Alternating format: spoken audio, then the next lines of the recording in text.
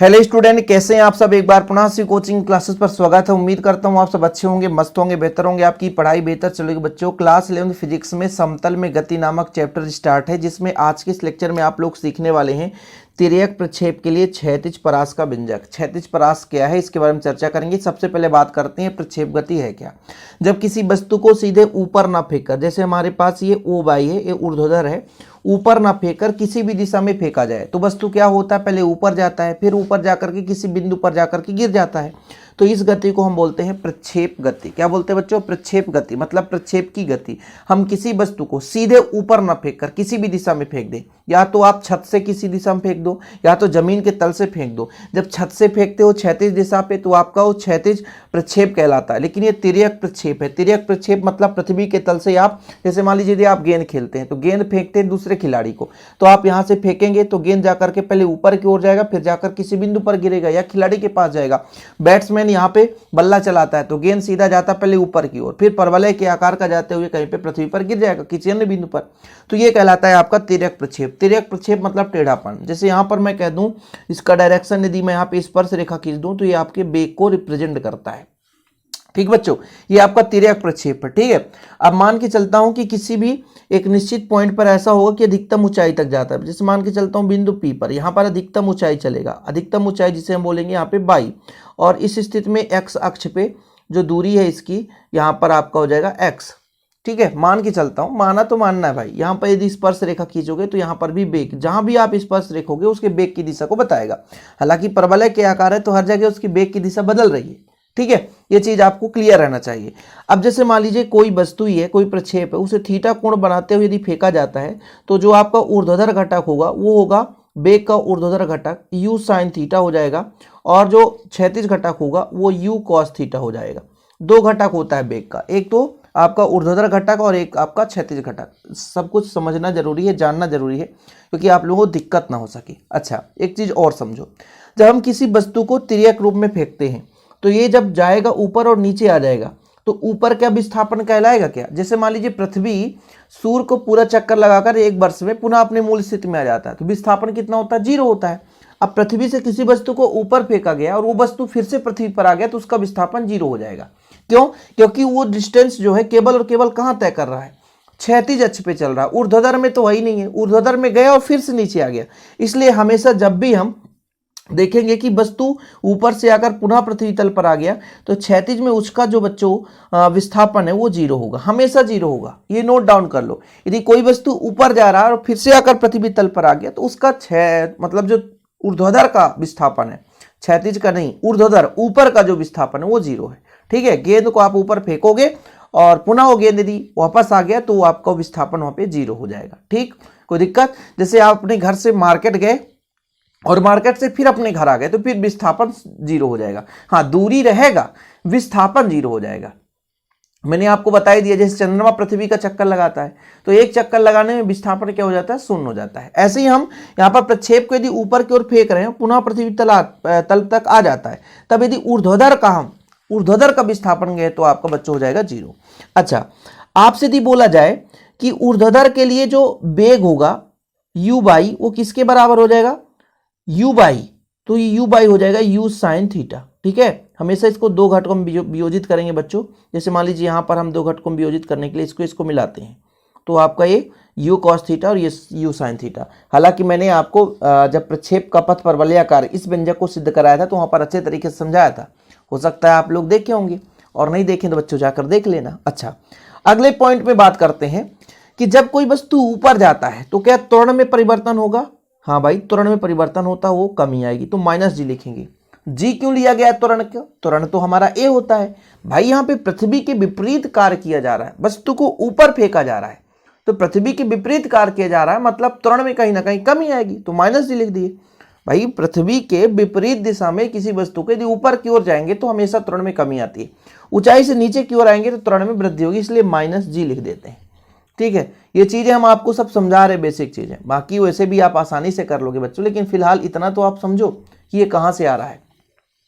अब मैं आपसे कह देता कि क्षैतिज के लिए आता तो क्षैतिज के लिए हो जाता बच्चों बेग ux बराबर होता है u cos थीटा, क्योंकि इसकी हमें जरूरत पड़ेगी इसलिए हम इसको समझा रहे हैं। ठीक है, और इसके आधार पर आप, जैसे आपको उड्डयन काल है ना पता होना चाहिए, उड्डयन काल का थ्योरम ही कराया था कि उड्डयन काल मतलब यहां से यहां तक आने में जो समय लगा, मतलब प्रक्षेप को यहां से फेंका गया और यहां तक पहुंचा, तो इसका फार्मूला होता है 2u sin थीटा बटा जी।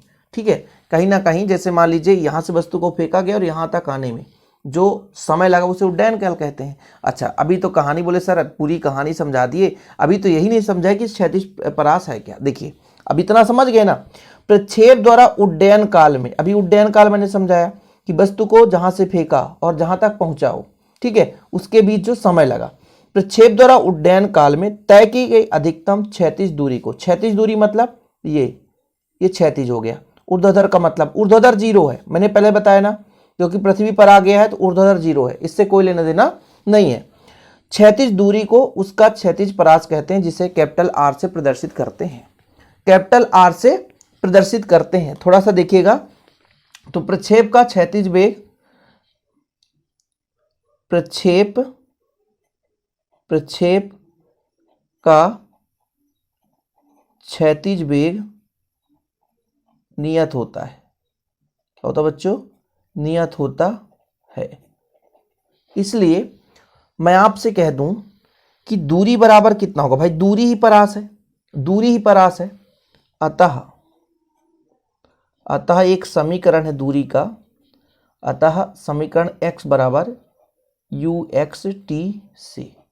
अब बोलोगे सर ये कहाँ से आ गया, मैं आपको बताता हूं बच्चों। यदि मैं बेग बराबर आपसे कह दूं तो बेग बराबर होता है दूरी बटा समय।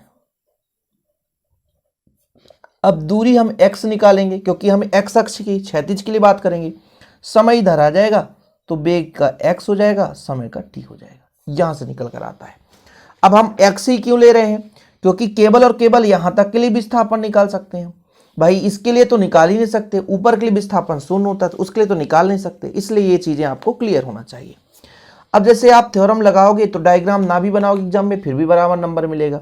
तो चूंकि यू एक्स बराबर आपको बताया गया यू कॉस थीटा, वह जो आपका टी या कैपिटल टी, ये जो आपका उड्डयन काल है वो है 2u sin थीटा बटा जी। ये आपको पिछले लेक्चर में मैंने कराया था, इसलिए आप यहां पर रखो, वैल्यू रखो। अब यहां पर अधिकतम दूरी जो है वो क्षैतिज परास कहलाएगा, जिसे हम कैपिटल आर से रिप्रेजेंट करेंगे। आपका हो जाएगा यू एक्स का हो जाएगा यू कॉस थीटा, ठीक है, और ये हो जाएगा 2u sin थीटा बटा जी हो जाएगा, ठीक है, क्या हो जाएगा बच्चों, 2u sin थीटा बटा जी हो जाएगा। अब देखिएगा कितना होगा, अब यहाँ पे थोड़ा सा आपको u का u से गुणा करोगे तो u स्क्वायर हो जाएगा, 2 है तो 2 रहेगा, कॉस थीटा साइन थीटा मतलब साइन थीटा और कॉस थीटा बटा आपका जी है तो जी रहने दो। अब एक फार्मूला 11th क्लास के मैथ में भी रहता है, 12th क्लास के भी रहता है कि 2 साइन थीटा और कॉस थीटा, 11th क्लास के फिजिक्स में भी ये फार्मूला मिलता है, वो आपका है साइन 2 थीटा। ये फार्मूला है बच्चों, चूंकि आपका ये फार्मूला होता है तो यहां पर हम वैल्यू पुट कर सकते हैं, इसलिए r बराबर आपका हो जाएगा यू स्क्वायर साइन 2 थीटा बटा जी। ये क्या हमारा सिद्ध हो चुका है, जी हाँ, ये आपका क्या निकल कर आ गया बच्चों, क्षैतिज परास का सूत्र। अभी यहाँ पे कहानी खत्म नहीं हुई है, इसके आगे भी लिखेंगे, लेकिन यहां पर आप लिख लो यही क्षैतिज परास का व्यंजक है, यही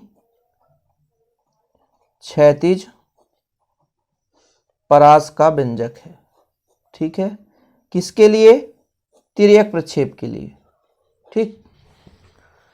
अब जैसे मान लीजिए r का मान कब अधिक होगा, जब साइन 2 थीटा का मान अधिक होगा। यहां पर आप थोड़ा सा लिखेंगे कि r का मान कब अधिक होगा बच्चों, जब साइन 2 थीटा का मान अधिकतम हो। r का मान मतलब अधिक दूरी पर जाए तो r का मान अधिक होगा, अधिकतम होगा, कब होगा, यदि साइन 2 थीटा का मान अधिकतम हो, अधिकतम, इससे हम कोण निकालेंगे कितने डिग्री पर अधिकतम दूरी पर जा सकता है। मतलब साइन 2 थीटा, साइन थीटा का अधिकतम मान 1 हो सकता है। मतलब साइन कितने डिग्री का मान 1 होता है, 90 डिग्री। तो साइन साइन काटो, 2 थीटा बराबर आपका होता है 90 डिग्री। तो थीटा बराबर हो जाएगा 45 डिग्री, क्योंकि भाई 2 का गुणा। यानी कितने डिग्री पर फेंके तो अधिकतम दूरी तक वस्तु जाएगा, 45 डिग्री तक फेंके तो वस्तु अधिकतम दूरी पर जाएगा। यदि क्वेश्चन ऐसा पूछा जाए कि कितने डिग्री पर फेंका जाए जिससे वस्तु अधिकतम दूरी तक जाए, तो आप लिख सकते हैं कि क्षैतिज परास की अधिकतम दूरी के लिए क्षैतिज से कितने डिग्री पर, 45 डिग्री पर फेंका जाना चाहिए। यदि आप गेंद दूर तक फेंकना चाहते हैं तो ये हमारा क्षैतिज है, तो यहाँ से कितने डिग्री पर फेंकेंगे, 45 डिग्री। यदि 45 डिग्री पर फेंकेंगे तो वस्तु अधिकतम दूरी तक जा करके गिरेगा। इसलिए आप यहाँ पर अतः लिखना है तो लिख सकते हैं, अतः अधिकतम क्षैतिज परास के लिए प्रक्षेप को क्षैतिज से, ये क्षैतिज से 45 डिग्री कोण पर फेंका जाना चाहिए। क्या लिखेंगे, अधिकतम क्षैतिज परास के लिए, ये क्षैतिज परास है, यहाँ से यहाँ तक कितना दूरी तक फेंकना चाहते हैं, तो अधिक दूर तक फेंकना चाहते हैं तो कितने डिग्री साथ, क्षैतिज के साथ 45 डिग्री कोण के साथ फेंका जाना चाहिए। तो ये हो गया हमारा कंप्लीट। वीडियो पसंद आए तो लाइक करके शेयर कर दें। इसका नोट्स लेना है तो कॉन्टैक्ट नंबर है 9685 299149 9685299149। ये कॉन्टैक्ट नंबर है, पर्सनल नंबर है, जिस पर आप कॉन्टैक्ट करके नोट्स ले सकते हैं। डिस्क्रिप्शन पे ऐप का लिंक होगा, आप ऐप में भी जुड़ सकते हैं। बच्चों छोटा सा अमाउंट लगता है नोट्स के लिए और बेहतर रूप से आपको नोट्स दिए जाते हैं। ओके, जय हिंद, वंदे मातरम।